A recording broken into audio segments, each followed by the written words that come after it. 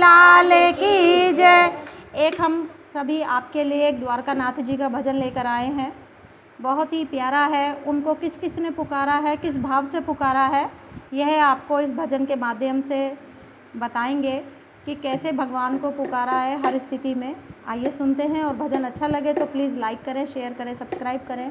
Comment में ज़रूर बताएं आपको हमारे भजन कैसे लगते हैं, ताकि हम सबको भी खुशी मिलती है कि हम लोग भी और अच्छे अच्छे आप लोगों के लिए भजन लेकर आएँ।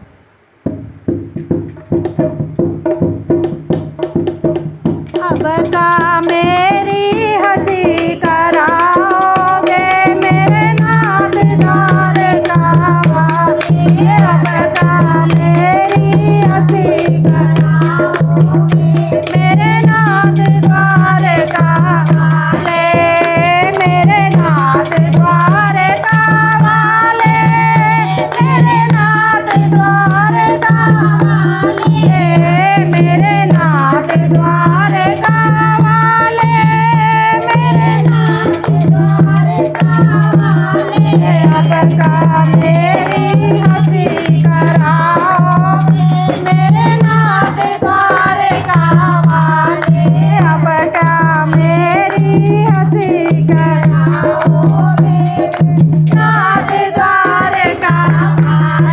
कुरुक्षेत्र में अर्जुन तेरे, कुरुक्षेत्र में अर्जुन तेरे, कुरुक्षेत्र में अर्जुन तेरे, कुरुक्षेत्र